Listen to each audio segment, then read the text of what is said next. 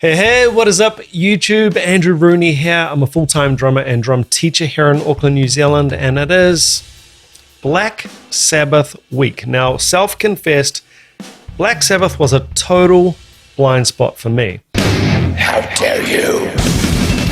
Had a couple of people request Black Sabbath and Bill Ward in the comments section on the channel, and then eventually Darren Wright made a PayPal request, contributed to the channel, and ensured that I get to a bit of Black Sabbath, and I was completely mind-blown. And Darren, I need to thank you for introducing me to Black Sabbath from just total cold start. Had no idea. I think the difference between what I thought Black Sabbath was and what Black Sabbath actually is, well, from a small sample size of 2 songs, is just amazing. And Darren, you've contributed a lot to the channel, so much so that it's meant that we're going to have Black Sabbath week. Now remember, please be sure to subscribe and hit the notification bell, because there's going to be all sorts of Black Sabbath goodies coming up during the week, and you don't want to miss it. So by subscribing and hitting the bell, you will be notified when the next video drops. With all that said, let's get into 1970, live in Paris. It is Behind the Wall of Sleep. Another total first time watch and listen for me of the song. Let's check it out. Let's go now with the number of our first LP. Something titled Behind the Wall of Sleep. What was that, Ozzy? I missed that.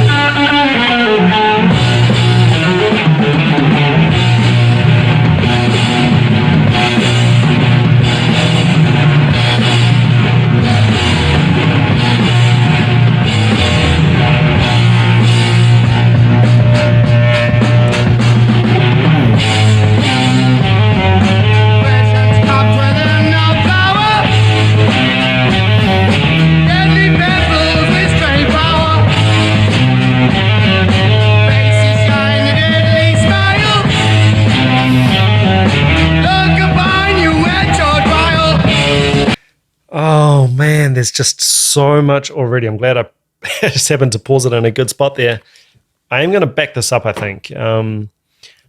Again, I've mentioned Rage Against the Machine a few times on previous Black Sabbath videos, and I think I said it around the wrong way. Like I made it sound like Rage Against the Machine influenced Black Sabbath, and I got a bit of heat for that in the comments. Clearly, this is before Rage Against the Machine, 20 years. This riff, this verse part is total Rage. Incredible. Knowing a bit more about the band now, noticing the fingertips, which apparently Tommy Iommi lost in a work accident or something like that. This is just so, I love the Bill's, has such a British count of 1, 2, 3, 4. That wasn't a very good British accent, but you know, it's just so honest and real, just audible count-offs like you would expect at a band practice. It's just so casual.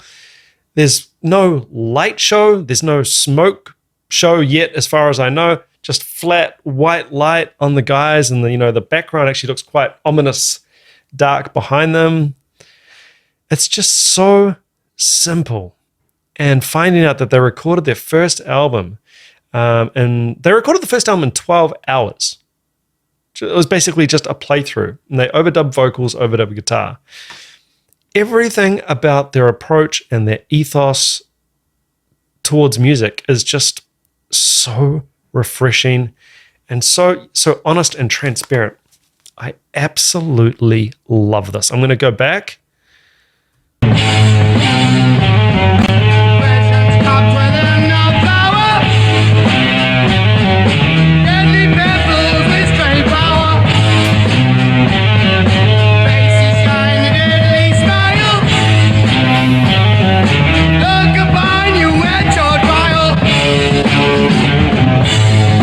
watch Bill's left foot.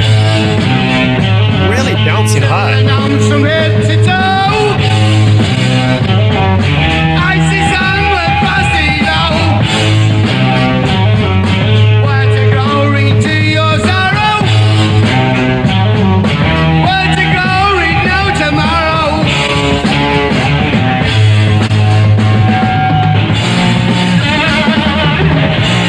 There he goes with his triplets.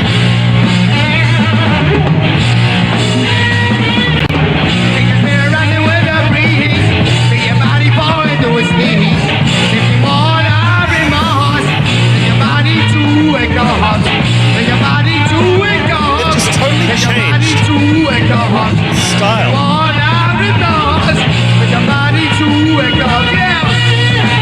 What they just did then, with it can be a little bit hard actually figuring out with Black Sabbath so far in the two songs that I've dug into, War Pigs and Hand of Doom. Sections. I mean, typically in a band you'd have intro, verse, chorus, bridge, double chorus, outro. This is not like that. This is a lot more intricate.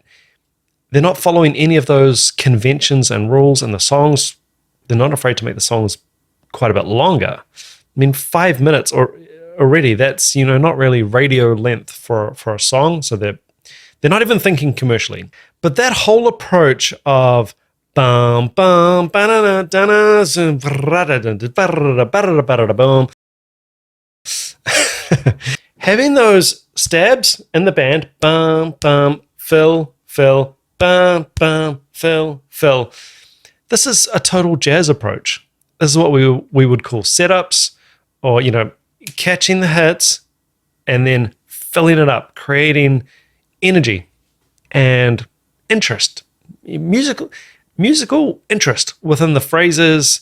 There's just a lot of drum stuff going on in general. I mean, far too much to analyze now. Who knows? Maybe I'll get to a cover of this one as well.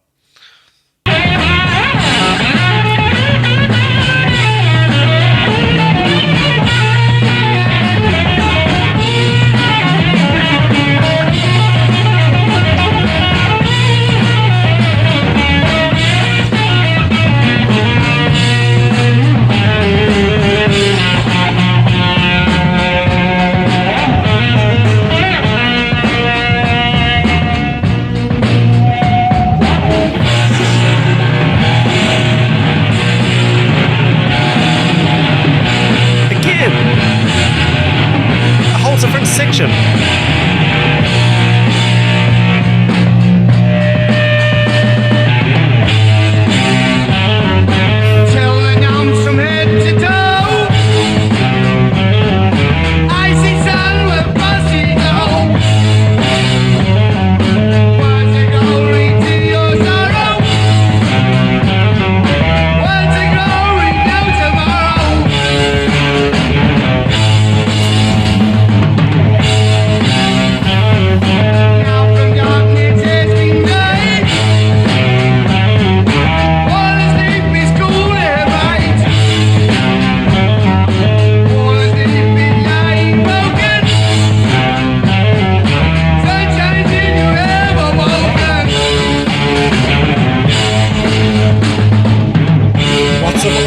On the stage.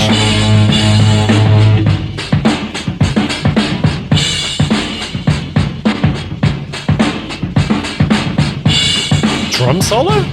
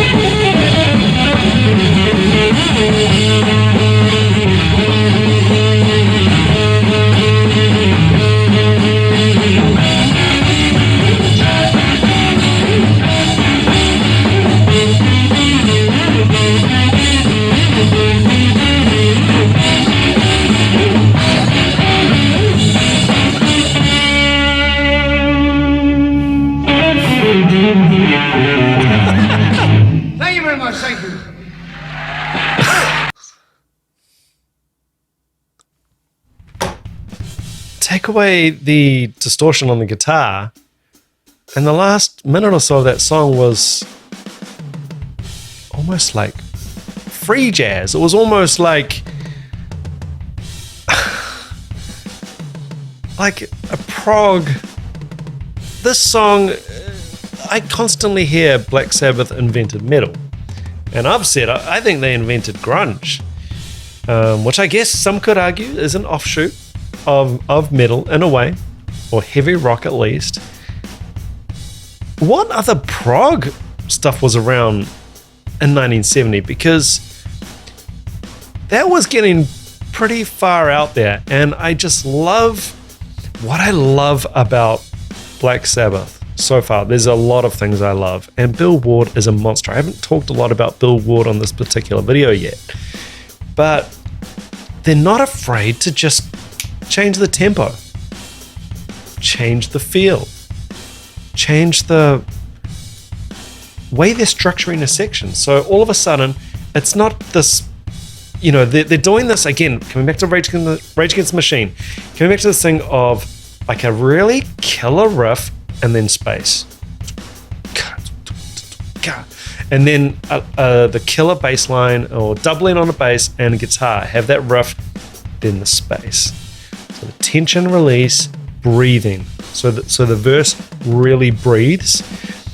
And explosive chorus. But then this time, first time listen, I'm not even sure what the chorus is. If there is a chorus, it sounds like it's a collection of ideas, and really it sounds like youthful musicians just having a lot of fun and not afraid to try things. And if we want to change the tempo, we'll just change the tempo. We want to speed up because it feels right to speed up in this part, we'll just speed up.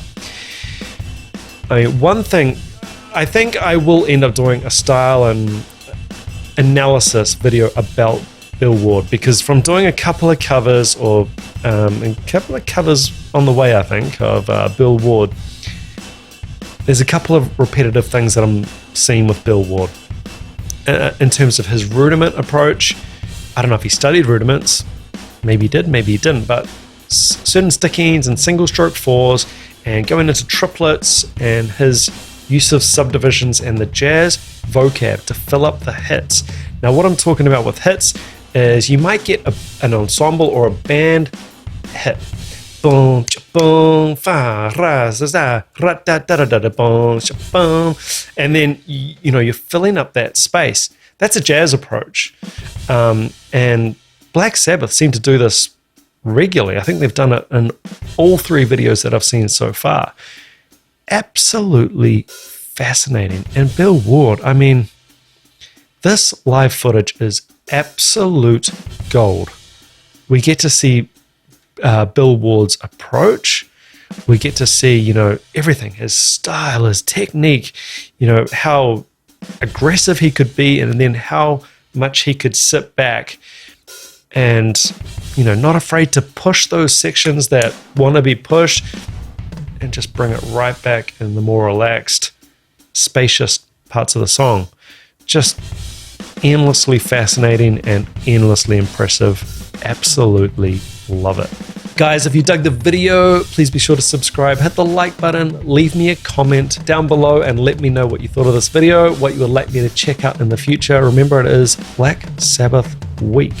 Tomorrow we have got a live video. We're going to talk all about Bill Ward and Black Sabbath, and it's going to be all kinds of Black Sabbath content coming up for the rest of the week. Remember, you can pick up your free 30-day trial with Drumeo. So I'm attempting to learn a few Black Sabbath songs, as you would have noticed. I already did the Hand of Doom cover, and I got a couple others in the works. And the easiest way to learn those songs is by heading along to Drumeo. Free trial, you can go along, you can go and download a couple of Black Sabbath drum transcriptions and get on it, learn note for note what Bill Ward's playing, and peel back the curtain a little bit on some of the Bill Ward tricks, and it's all good stuff. I will see you tomorrow on the live Bill Ward Black Sabbath video. Until then,